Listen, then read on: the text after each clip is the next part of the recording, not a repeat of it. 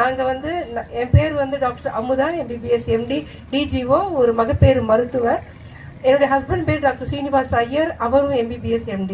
ரெண்டு பேருமே ஒரு மருத்துவர்களாக இருந்தாலும் நாங்கள் வந்து எங்களுடைய மருத்துவ தொழிலை விட்டுட்டு இன்னைக்கு நாங்கள் எங்கள் ஊழியத்தில் இருக்கிறோம்னு சொன்னால் கர்த்தர் நல்லவர். கர்த்தர் நல்லவர் என்பதை ருசித்து பாருங்கள். அவர் மேல் நம்பிக்கையா இருக்கிற மனுஷன் பாக்கியவான். ஹல்லேலூயா. கர்த்தர் எங்களை நேசிச்சாரு. அவ்வளவு அவர் தாயின் கருவில் உருவாகும் முன்னே அவர் தெரிந்து கொண்டார். அப்படிதான் எங்களை நாங்கள் இந்த இடத்துல நான் நிக்கிறேன்னு சொன்னா அவருடைய அநாதி தீர்மானம் தான். ஹல்லேலூயா. அவர் அழைச்சாரு, அழைச்சு ஊழியத்துக்கு எங்களை கூட்டு போனாரு, எங்களை ஆற்றி தேட்டினாரு, அவ்வளவு எங்களை வழி நடத்தினாரு. எதுவுமே தெரியாத ஒரு கண்ணு கெட்டி ஒரு காட்டுல விட்டா எப்படி இருக்கும்? ஊழியம்னா எதுவுமே தெரியாது. நாங்க பயந்தோம், ஐயா எங்களுக்கு எதுவுமே தெரியாது ஏசப்பா, நாங்க எப்படி இந்த ஊழியத்துக்கு நாங்க வந்துட்டோம், இதுக்கு நாங்க என்ன செய்யணும்னு எங்களுக்கு சொல்லித்தாங்கப்பா, கற்றுத்தாருங்க. அநேக நாட்கள் நாங்கள் ஜெபம் பண்ணோம், இதுக்கு என்ன நாங்க செய்யணும் ஆண்டவரே அப்படின்னு. ஆனா ஆண்டவர் அழகா வழி நடத்தினார். ஹல்லேலூயா. சோதரம். என்னை அழைத்தவரே, என்னை தொட்டவரே, நீரில்லாமல் நான் இல்லையே. என்னை அழைத்தவரே, என்னை தொட்டவரே, நீரில்லாமல் நான் இல்லையே. நான் வாழ்வது உங்க கிருபை, நான் வாழ்ந்ததும் உங்க கிருபை, உங்க கிருபை என்னை தாங்கியதே. என்னை அழைத்தவரே, என்னை தொட்டவரே, நீர் இல்லாமல் நான் இல்லையே. தனிமையில் அழுத போது தேற்றிட யாரும் இல்ல, தள்ளாடி நடந்த போது தாங்கிட யாரும் இல்ல. கதறி எழுத நேரத்தில் என் கண்ணீர் துடைத்தது உங்க கிருபை, உங்க கிருபை இல்லைன்னா நானும் இல்லை, உங்க தயவு இல்லைன்னா நானும் இல்லை. உங்க கிருபை போதுமே, உங்க கிருபை போதுமே, உங்க கிருபை இல்லைன்னா நான் ஒன்றும் இல்லை இயேசுவே. அமேனப்பா, சோத்திரப்பா. ஆண்டவரே, இந்த இடத்துல நாங்க நிக்கணும்னா ஆண்டவரே சுத்த கிருபை தான். அவருக்கு கிருபை இல்லைன்னா நாங்க இன்னைக்கு உயிரோடையே இருந்திருக்க முடியாது. ஹல்லேலூயா. நாங்க இன்னைக்கு மரித்து இன்னைக்கு 16 வருஷங்கள் ஆயிருக்கும். அப்படி ஒரு சோதனை, கஷ்டம், அவமானம், நிந்த அவ்வளவு இடத்துல கர்த்தருடைய கரம் எங்களை தாங்கி எங்களை நடந்துச்சு. ஹல்லேலூயா, ஹல்லேலூயா. எவ்வளவோ ஒரு படிப்பு கர்த்தர் கொடுத்தாரு. எல்லா காரியத்தையும் எங்களை ஆண்டவர் எங்களுக்கு செய்த காரியங்களை சொன்னா அப்படி எவ்வளவோ சொல்லலாம். நன்றி சொல்லி எவ்வளவு அழுதாலுமே அது எதுக்குமே என்ன பண்ண முடியாதுன்னா அதுக்கு ஈடாகவே செய்யாது. அவர் செஞ்சிருக்க அன்பு அப்படி எங்களை தாங்கி தப்பு விட்டு ஏந்தி சுமந்து இந்த நிமிஷம் வரும் கர்த்தர் எங்களுக்கு வழிநடத்துக்கிறார். அவர் நல்லவர். நான் பிறந்து வளர்ந்தது எல்லாமே சென்னையில தான். எங்க அம்மா ஒரு ஸ்டாஃப் நர்ஸா இருந்தாங்க. அப்பா சென்ட்ரல் கவர்மெண்ட்ல இருந்தாங்க, மிலிட்ரியில இருந்தாங்க. எனக்கு பிறந்த அம்மா ஊர் மார்த்தாண்டம், கன்னியாகுமரி மாவட்டம். ஆனால் நான் படித்தது எல்லாமே சென்னை தான். அங்கே தான் இந்த ஸ்கூலில் படிக்கும்போது என்னை கிறிஸ்டியன் ஸ்கூலில் எங்கள் அப்பா அம்மா என்னை சேர்த்துருந்தாங்க. அது மிஷனரிகள் நடத்தின ஒரு ஸ்கூல். அந்த ஸ்கூலில் தான் ஏசப்பானா யாரு அப்படின்னு நான் தெரிஞ்சுக்கிட்டேன். அங்கே போனப்போ அந்த மிஷினரிஸ் சின்ன பைபிள்ஸை கொடுத்து ஏசப்பாவை பற்றி எல்லா கதைகள் எல்லாம் சொல்லி கொடுத்து எங்களுக்கு அந்த பாடங்கள் எல்லாம் சொல்லி தருவாங்க. ஏசப்பா செய்த அற்புதங்களை சொல்லி தருவாங்க.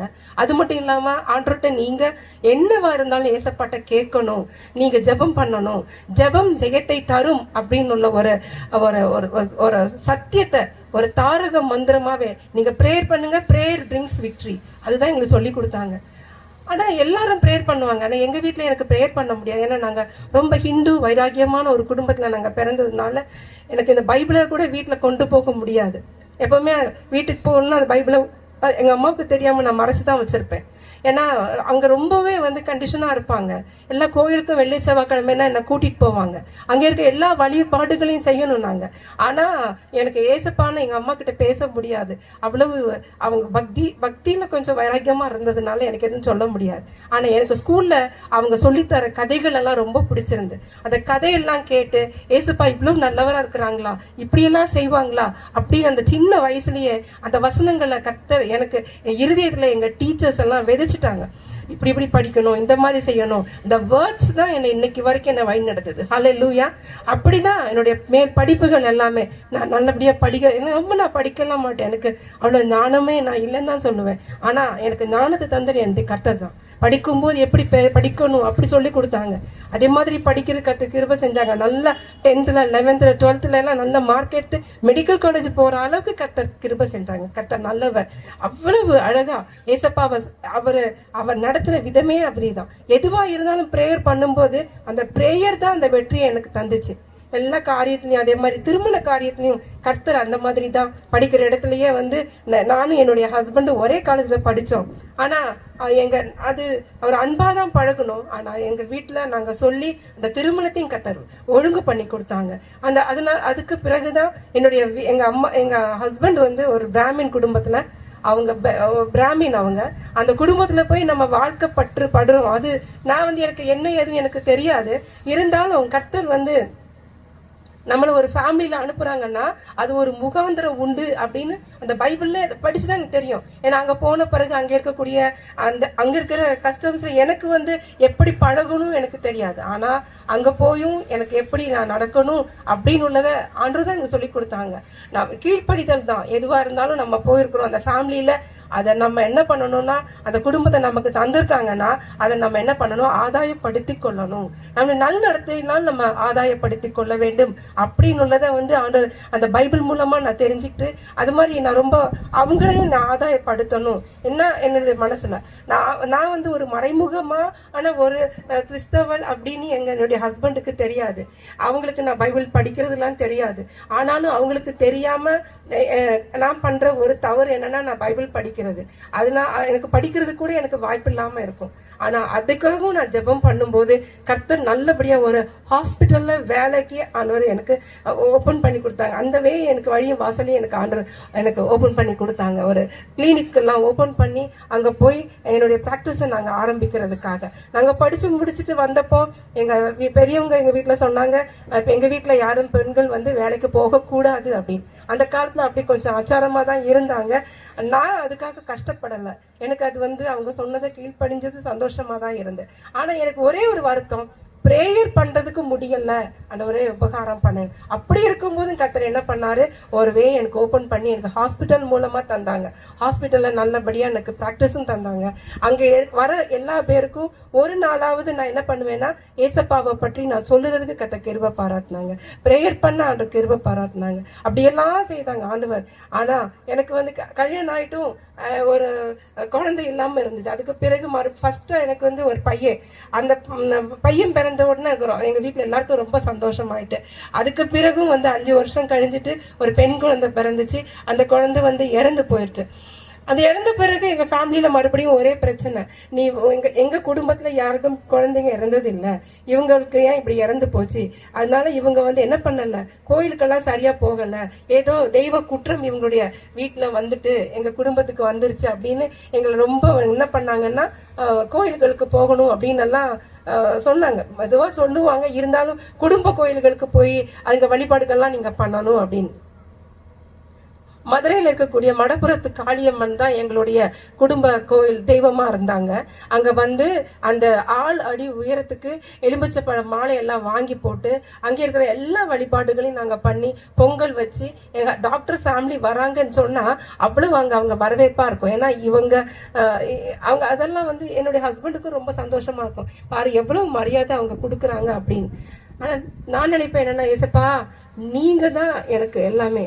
உங்களை வீட்டு நான் எந்த விதமான அந்த விக்கிரகத்துக்குள்ளாடி நான் போகக்கூடாது ஆண்டவரே. ஆனா ஆண்டவரே நான் என்னுடைய கணவருக்கு நான் கீழ்ப்படியணும். அதனால நான் வந்து என்ன நீங்க மன்னிக்கணும் ஏசப்பா. நான் ஜெபம் பண்ணிட்டு தான் நான் போவேன். அத மாதிரி அங்க போகும்போதும் கர்த்தர் அழகா வழி நடத்துவாரு. அங்க போய் எல்லா காரியத்தையும் பண்றது, அங்க பிரதிஷ்டை பண்ணி கொடுக்கறது. அப்படி என்னன்னா எங்களுடைய ஃபேமிலியில ஒரு வைராக்கியம், அந்த வைராக்கியத்துல வைராக்கியமான ஒரு ஃபேமிலியா இருந்தோம் நாங்க. என் ஹஸ்பண்ட் அந்த மாதிரி தான் ஒரு 42 வருஷம் சபரிமலைக்கு போயிருக்கிறாங்க. திருச்செந்தூர் கோயிலுக்கு காவடி கட்டி ஒரு 10 வருஷத்துக்கிட்ட போயிருக்கிறாங்க. அப்படி கனக துர்கம்மா கோயில், விஜயவாடா, அந்த மாதிரி அம்மன் கோயிலுக்கு எங்கெல்லாம் கோயில் இருக்கோ அந்த மாதிரி எல்லாம் போவாங்க. அவங்க மெடிசன் முடிச்சிருந்தாலும் அவங்களுக்கு எங்க மாமா வந்து திருப்பதி தேவசம் போர்டுல வந்து எக்ஸிக்யூட்டிவ் சேர்பர்சனா இருந்தாங்க. அதனால அங்க திருப்பதியிலே எங்க மாமாவுடைய பேர் இருக்கும். அதனால எங்க போனாலும் ஒரு அவங்களுக்குன்ட்டு ஒரு அந்தஸ்து அந்த மாதிரி வச்சிருப்பாங்க. என்னன்னா நான் டாக்டரா இருந்தாலும் அந்த கோயில் எல்லாம் ஒரு ட்ரஸ்டி அந்த மாதிரிலாம் இருந்தாங்க. அதை நினைப்பானவர் இவங்களை எப்படி என்னுடைய வீட்டுக்கு எங்க ஏசப்பா எங்க வீட்டுக்கு நீங்க வர முடியும், விக்கிரகத்துக்குள்ள நீங்க வர மாட்டீங்களே ஏசப்பா, எங்க வீட்டுக்கு நீங்க வரணும் ஆண்டவரே, அதுக்கு ஒரு முகாந்திரம் வேணும் ஆண்டவரே, அப்பா ஹெல்ப் பண்ணுங்கப்பா. நான் ரொம்ப கஷ்டங்கள். ஏன்னா நாங்க எவ்வளவு படிச்சிருந்தாலும் வேலை பார்த்திருந்தாலும் கை நிறைய சம்பாதிச்சிருந்தாலும் அந்த ஒரு சமாதானம் உள்ளது என்னுடைய வாழ்க்கையில இல்லாம தான் இருந்துச்சு. அல்லேலூயா. ஏதோ வாழ்க்கையில ஒரு சமாதானம் வேணும், ஒரு சந்தோஷம் வேணும். அது எதுவுமே என்னுடைய லைஃப்ல இல்லை. நான் ஏன்னா ஒரு எனக்காக நான் வாழ்ந்த மாதிரியே தெரியாது. ஏதோ ஒரு கல்யாண வீடு, ஏதோ ஒரு கல்யாணம் பண்ணோம், ஒரு ஃபேமிலி, அது ஒரு பேரளவுல தான் ஒரு வாழ்க்கை இருந்துச்சே தவிர ஒரு சமாதானமான ஒரு நிம்மதியான ஒரு வாழ்க்கை வந்து என்னுடைய மேரேஜ் லைஃப்ல நான் வந்து எனக்கு தெரியல அது என்ன அப்படி சொல்றதுக்கு. அவ்வளவு கஷ்டங்கள். ஏன்னா நெருக்கடிகள் ரொம்ப கஷ்டம்னா நெருக்கடி, ஒரு என்னவா இருந்தாலும் ஒரு பீஸ் ஆஃப் மைண்டே என்னுடைய வாழ்க்கையில இல்லாம இருந்துச்சு. அப்பதான் நினைச்சேன், ஆண்டவரே நீங்க உபகாரம் பண்ணுங்கப்பா, எனக்கு ப்ரேயர் பண்ணணும். அந்த ஹாஸ்பிட்டல் ஓபன் பண்ண பிறகு எனக்கு ப்ரேயர் பண்ண கர்த்தர் கிருபை செஞ்சாங்க. எதுக்கு எடுத்தாலும் ஆண்டவர்கிட்ட கேட்பேன், ஆண்டவரே இந்த காரியத்தை நான் எப்படி பண்ணணும், எனக்கு ஹெல்ப் பண்ணுங்க, நீங்க என்ன செய்யணும் நான் அப்படி ஆண்டவர் தெளிவா நடத்துவாரு. அப்படிதான் எனக்கு ரொம்ப நாளைக்கு பிறகு எனக்கு ரொம்ப ஒரு ஆசையா இருந்துச்சு. என்னன்னா எல்லாருக்கும் நம்ம ஹாஸ்பிட்டலுக்கு வரவங்களுக்கும் என்ன பண்ணோம்னா சுவிசேஷத்தை நம்ம சொல்லணும் அப்படின்னு சொல்லிட்டு என் ஹாஸ்பிட்டல்ல என்ன பண்ணுவேன்னா பைபிளை மேல வச்சிருப்பேன். கிறிஸ்டின் பாஸ்டர்ஸ் நிறைய பேர் பேஷண்ட்ஸ் எல்லாம் கொண்டு வருவாங்க, அவங்களும் வருவாங்க. அவங்க என்ன பண்ணுவாங்கன்னா வந்து எங்க சர்ச்சுக்கு வாங்க மேம் அப்படின்னு சொல்லுவாங்க. ஆனா எனக்கு வந்து சர்ச்சுக்கு போறதுக்கு ரொம்ப ஆசை. ஆனா நினைப்பேன், ஆண்டவரே நான் வந்து ஆலயத்துக்கு தனியா போக கூடாது ஏசப்பா, நானும் என் வீட்டாருமோ என்றால் கர்த்தரையே சேவிப்போம் இருக்கேன். அதே மாதிரி நானும் எங்க ஃபேமிலியும் சேர்ந்துதான் போகணும் ஆண்டவரே.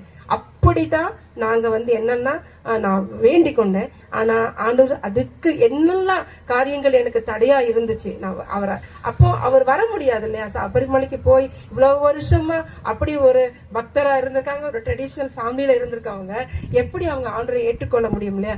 நம்ம சொன்னாலே அவ்வளவுதான், அவங்கள்ட்ட பேச முடியாது. நான் பைபிள் வாசிக்கிறேன்னு சொல்லவே முடியாது. ஹாஸ்பிட்டல்ஸ்ல திடீர்னு ஒரு பாஸ்டர் வந்து ஒரு நாள் எங்க ஹாஸ்பிட்டல்ல ப்ரேயர் பண்ணிட்டு இருக்கிறாங்க. அந்த நேரம் பார்த்து என் வீட்டுக்காரர் வந்தாங்க. அவ்வளவுதான், நான் பக்கத்துல நிக்கிறத பார்த்து ரொம்ப சண்டை போட்டு அடிச்சு என்ன எனக்கு அவ்வளவு அவங்க எனக்கு ரொம்ப என்ன கஷ்டப்படுத்தினாங்க. அப்பவும் சொல்றாங்க, நான் அங்க ஹாஸ்பிட்டல்ல உனக்கு என்ன நடக்குது அப்படின்னு கேட்டாங்க. நான் சொன்ன ப்ரேயர் பண்ணாங்க, ஏசப்பாவுக்காக ப்ரேயர் பண்ணாங்க, பேஷண்ட்க்கு வந்து ப்ரேயர் பண்ணாங்க. ஏசப்பாவா அப்படி ஏசப்பான்னு சொன்னது, என் வாயிலிருந்து சொன்னதுல அவ்வளவு அடி எனக்கு தந்திருக்காங்க. நான் நினைப்பானவரே அப்படி கூட அடிச்சுட்டாங்க. நான் நினைச்சானவரே அப்பா ஏசப்பான்னு சொன்னதுக்கு நான் இவ்வளவு அடிச்சிருக்காங்க. அது மட்டும் இல்லாம என்னன்னா உனக்கு எத்தனை அப்பா அப்படின்னு கேட்டாங்க. நான் நினைச்சானவரே இதுக்கு ஆன்சர் நான் என்ன சொல்லுவேன்னு தெரியலையே அப்படின்னு ரொம்ப அழுதேன். அன்னைக்கு ஃபுல்லா சாயங்காலத்துக்குள்ள ஆண்டவர் எனக்கு பதில் சொன்னார். என்னன்னா I am the heavenly father. Hallelujah. நான் தான் உலகத்துக்கே அப்பாவா இருக்கிறேன், நீ எதுக்கு கவலைப்படுறேன்னு சொன்ன மாதிரி அப்படி அழகா அப்படி சிம்பிளான ஒரு ஆன்சர் எனக்கு கொடுத்துருந்தாங்க. இப்ப நினைச்ச ஆண்டவரே நம்ம இனி ப்ரேயர் பண்ணணும், உபவாசம் எடுத்து ஜெபம் பண்ணணும். உபவாசத்தினால இல்லாம சில வகையான பேய்களை விரட்டவே முடியாதுன்னு பைபிள்ல இருக்கு இல்லையா? அதே மாதிரி எல்லா உபத்திரவங்கள் கஷ்டங்கள் எதுவா இருந்தாலும் நம்ம உபவாசம் எடுத்து ஜெபம் பண்ணும்போது கர்த்தர் ஆளுகை செய்வார். ஹல்லேலூயா. அப்படிதான் என்னுடைய வாழ்க்கையில ஆண்டவர் ஆளுகை செஞ்சார். நான் இப்ப நினைச்சேன், ஒரு நாள் திங்கட்கிழமை ஆனாச்சுன்னு சொன்னா என்கிட்ட கேட்பாங்க, அன்னைக்கு சண்டை போட்டாங்க சாயங்காலம், நான் வந்து ஹாஸ்பிட்டல் போயிட்டேன், சமாதானம். அதுக்கப்புறம் நான் எதுவுமே அவங்கள்ட்ட பேசல. ஆனா திங்கட்கிழமையில இருந்து நான் நினைச்சேன் நம்ம இன்னைக்கு உபவாசம் எடுத்து ஜெபம் பண்ணுவோம். அப்ப அவர்கிட்ட கேக்குறாரு, காலைல நீ பிரேக்ஃபாஸ்ட் பண்ணலையா அப்படின்னு. இல்ல நான் இன்னைக்கு வந்து விரதம் இருக்கிறேன் அப்படின்னு சொன்னேன். அவர் நினைச்சாரு அவங்க சாமிக்காக நான் விரதம் இருந்தேன். ஆனா நான் இருந்தது ஏசப்பா கிட்ட. நான் ஜெயிச்ச ஆண்டவரே, நான் உபவாசம் எடுப்பேன். திங்கட்கிழமை என்ன சாமிக்கு விரதம் இருக்கேன்னு கேட்டார் என் ஹஸ்பண்ட். அப்ப நான் சொன்னேன், இன்னைக்கு சிவபெருமானுக்காக இருக்கிறேன் அப்படின்னு. அவருக்கு ரொம்ப சந்தோஷமா இருந்து, செவ்வாய்க்கிழமை எந்த கோயிலுக்கு, செவ்வாய்க்கிழமை அப்படி கேட்கிறாரு.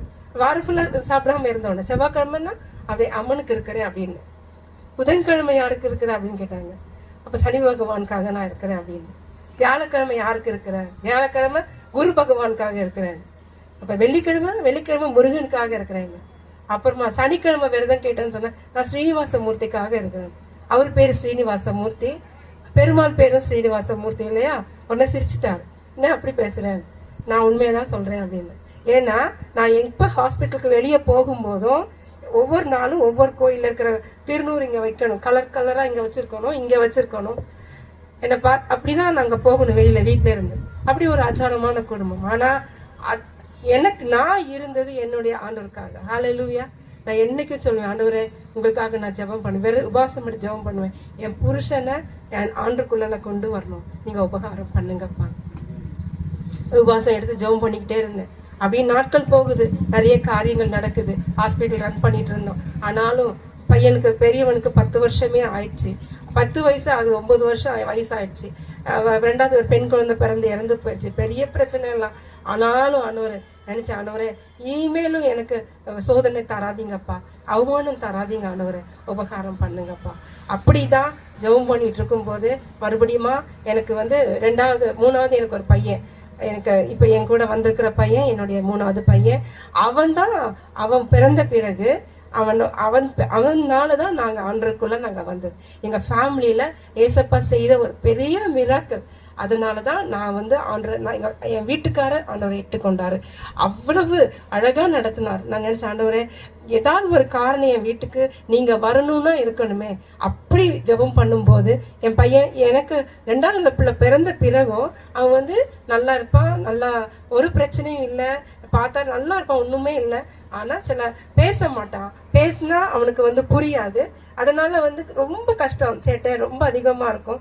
ஆனா ரொம்ப நான் அழுவேன், ஆண்டவரே நான் ரொம்ப நாளா குழந்தை இல்லை, நான் கேட்டேன், நீங்க எனக்கு, நான் பெண் குழந்தை இறந்து போனதுனால பெண் குழந்தை தான் கேட்டேன், ஆனா நீங்க எனக்கு பையனை கொடுத்துருக்கீங்க. ஆனா அவன் பேசாம இருக்கிறானே. அது உலகத்துல எல்லாருமே என்ன சொன்னாங்க, இவங்க எல்லாம் எதுக்கு உயிரோட இருக்கிறாங்க, ஒரு மருத்துவரா இருந்த பிறகும் இவங்களுக்கு குழந்தைய இவங்களுக்கு பேச வைக்க முடியல. பாருங்க, குழந்தைய பேச வைக்க முடியாம இருந்தாலும் உலகம் அப்படிதான். பேசினாலும் அவமானமா பேசுவாங்க, பேசாம இருந்தாலும் பேசுவாங்க, குழந்தை இல்லைனாலும் பேசுவாங்க, குழந்தை பிறந்தாலும் பேசுவாங்க. உலகத்துல அப்படிப்பட்ட ஒரு போராட்டம், நெருக்கடி, அவமானம், செத்து போயிடலாம், இனிமே நம்ம உயிரோடு இருக்கவே கூடாது அப்படின்னு ஒரு முடிவுக்கு எங்களை கூட இருந்தவங்களும் நாங்க இருந்த ஏரியால இருக்கிற எல்லா பேரும் நாங்க செத்து போகின்ற அளவுக்கு எங்களை அவமானப்படுத்தினாங்க. அதுக்கு நாங்க என்ன பண்ண முடியும் சொல்லுங்க? அப்பவும் நான் அழுகிறேன், ஆண்டவரே இதுக்கு என்ன ஆன்சர் அப்பா? இப்படி நாங்க இவ்வளவு வேதனை எனக்கு சுமக்க முடியலையா ஆண்டவரே? கேவலம் தாங்க முடியாம எனக்கு இவங்க பேசுறாங்க. ஒரு குழந்தை பேசாம இருந்தா என்ன பண்ண முடியும்? அப்புறம் டாக்டர்கிட்ட கூப்பிட்டு போனாங்க எங்க வீட்டுக்காரர். அவங்க நல்ல செக்கப்பும் பண்ணிட்டு அவனுக்கு ஒண்ணுமே இல்லை, நீங்க ப்ரேயர் பண்ணுங்கன்னு சொல்லிட்டாங்க. இவர் சண்டை போட்டே வந்துட்டாரு டாக்டர் கிட்ட. அப்படியும் நான் சொன்னேன், ஆண்டவரே நீங்க உறுதிப்படுத்திட்டீங்க, என் பிள்ளைய பேச வைக்கிறது நீங்க தான், அதான் நீங்க பேச நான் மாத்திரை இதுக்காக எந்த ட்ரீட்மெண்ட்டுக்குமே நான் போகல. இது வரைக்கும் அவனுடைய பேச்சுக்காக நான் ட்ரீட்மெண்ட்டுக்கு போனதே கிடையாது. நான் போக மாட்டேன்னு நான் சொன்னேன். இந்த நிமிஷம் வரைக்கும் அவனுக்கு ட்ரீட்மெண்ட் நான் பண்ணவே இல்லை. ஏன்னா எனக்கு ஏசப்பா அவனை பேச வைப்பாரு, பேச வச்சுட்டாரு. அதனால நான் கர்த்தருக்கு என்னைக்கு நன்றி உள்ளவளா தான் நான் இருப்பேன். அப்படிதான் அவனை அப்புறமா என்னன்னா என் வீட்டுக்காரர் இதை கேட்டு தூத்துக்குடி ஊருக்கு போய் சாக போயிட்டார். தூத்துக்குடிக்கு போய் அநேக இந்த எலெக்ஷன் விஷயமா பிரச்சாரம், நிறைய கட்சி லெவல்ல இவங்க இருந்ததுனால அங்கெல்லாம் போய் எல்லா இடத்துக்கும் போய் அவங்க என்னெல்லாம் அவங்க லீடர்ஸுக்காக எல்லாம் ப்ரீச்சிங் பண்ண போவாங்க. நல்லா பேச போகும்போதெல்லாம் ஒரு பாஸ்டர் அவங்கள பார்த்துருக்காங்க. பார்த்து கர்த்தர் நல்லவர், ஏசப்பா நல்லவர் அப்படின்லாம் அவங்க சொல்லியிருக்கிறாங்க. இவர் அடிக்கடி பார்ப்பாரு. ஆனா இவருக்கு கொஞ்சம் கோபம், ஏன் இவர் என்ன பார்த்து ஏசப்பா நல்லவர்ன்னு சொல்லணும்? அநேக பேர் இருக்கிறாங்க. நம்ம ஆண்டவருடைய பிள்ளைங்க எப்பவுமே அவங்க ஸ்தோத்திரம் சொல்லுவாங்க இல்லையா, அப்படியெல்லாம் சொல்லுவாங்க. இவங்களுக்கு ரொம்ப கோபம், ஏன்னா கிறிஸ்டியன்ஸையே பிடிக்காது. யாராவது வெள்ளை ட்ரெஸ் கட்டு வந்து அவங்களை யாரையுமே இவருக்கு முன்னாடி பார்க்க கூடாது. எங்கேயாவது வெளியில போகிற நேரம் வெள்ளையும் கெட்டு வந்தா சொல்லுவாங்க, இதுகளுக்கு எதிர்ப்புல போனாலே நம்ம திரும்ப வர முடியாது அப்படின்னு சொல்லுவாரு. அப்படி வெறுப்பாரு. கிறிஸ்டியன்ஸ்னால அவங்களுக்கு பிடிக்காது.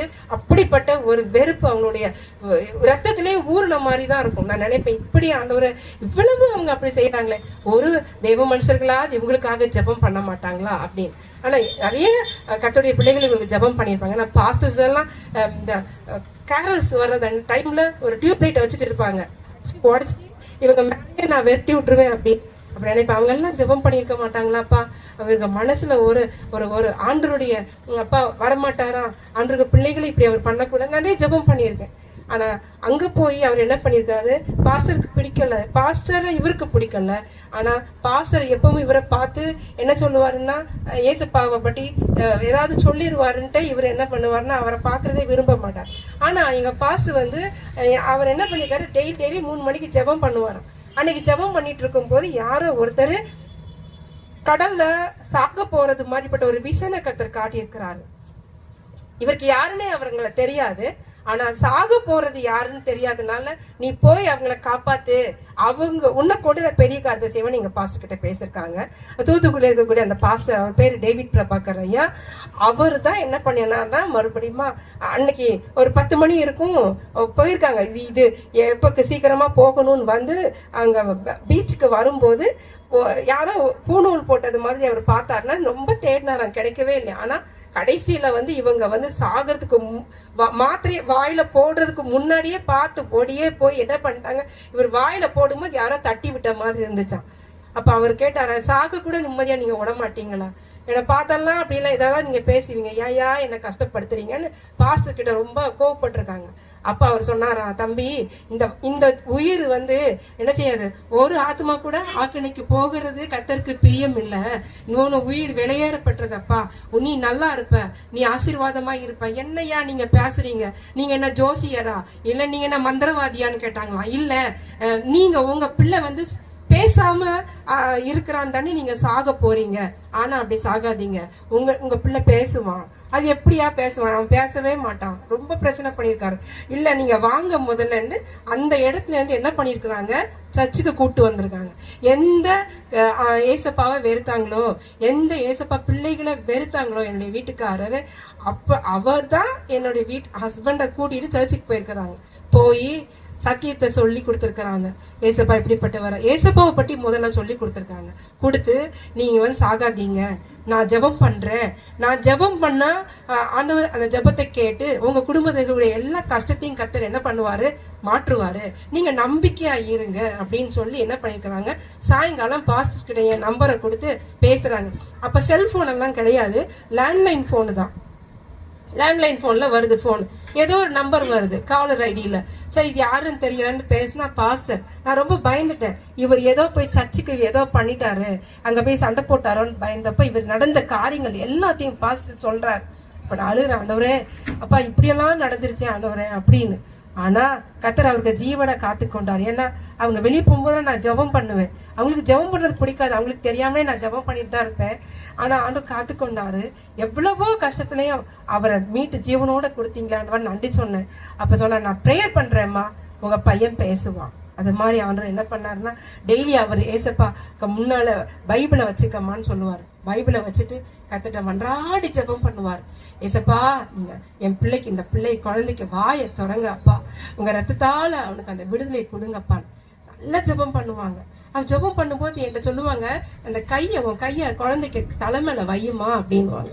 நாங்க சென்னையில இருக்கோம், அவர் தூத்துக்குள்ள இருந்து ப்ரேயர் பண்ணுவார். ஜெபத்துக்கு வல்லமையை பாருங்க. எங்க நாமத்தினால ஆண்டவரே நம்ம கூப்பிடும் போது அந்த இடத்துல நான் வந்து நிப்பேன்னு சொன்ன ஆண்டவர் மாதிரி அங்கே இருந்து இங்க ஜெபம் பண்ணி என் பிள்ளைக்கு 25வது நாள் என் பையனுக்கு அப்படின்னா அவர் ஜெபம் பண்ணும்போது சொன்னாரு. நான் நினைப்பேன், ஆண்டவரே இவனுக்கு என்ன பண்ணணும், அப்பாவும் பேச மாட்டான் அம்மாவும் பேசலாம், ஆனா பைபிள்ல இருந்து ஒரு வார்த்தையாவது அவன் பேசட்டுமே அப்பா, அதுக்காக அதுக்கு நான் என்ன பண்ணணும்னு பைபிளை ஓபன் பண்ணும்போது சங்கீதம் 1 இந்த பக்கம் யோபு 42:2 கர்த்தர் சகலத்தையும் செய்ய வல்லவராய் இருக்கிறார், செய்ய நினைப்பது தடைப்படாது அப்படின்னு அந்த வேர்டை வந்து என்ன பண்ணாங்க, எனக்கு ஏசப்பா தந்தாங்க. நான் நினைச்சேன், நம்பிக்கையா நான் என்ன பண்ணேன், சங்கீதத்தை சொல்லி கொடுக்க ஆரம்பிச்சேன். ஐயாவும் ஜெபம் பண்ணாங்க. 25வது நாள், 25, 26வது நாள்ல என் பையன் துன்மார்க்கருடைய ஆலோசனை நடவாமலும் பாவிகள் வழி நில்லாமலும், நான் சொல்லிக்கிட்டே இருக்கிறேன். யாரோ எங்க வீட்டுல பேசுற மாதிரிக்குன்னு பார்த்தா என் சின்ன பையன் பேசினான். ஹல்லேலூயா. அவன் பேசுனதே சங்கீதம் 1. துன்மார்க்கருடைய ஆலோசனை நடவாமலும் பாவிகள் வழி நில்லாமலும் பரியாசக்காரருக்கு அந்த வேர்டை அவன் திரும்ப பேசுறான்.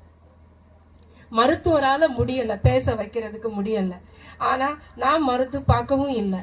5 வருஷமா அவன் பேசல. ஆனா ஜெபத்தின் மூலமா அவன் 5 வருஷம் கழிஞ்சு அவன் பேசணும். ஹல்லேலூயா. அப்பதான் நினைச்சேன், ஆண்டவரே என் ஃபேமிலியில இருக்கிற கேவலத்தை நீங்க மாத்திட்டீங்க, என் பையன் நீங்க பேச வச்சுட்டீங்க. இனிமே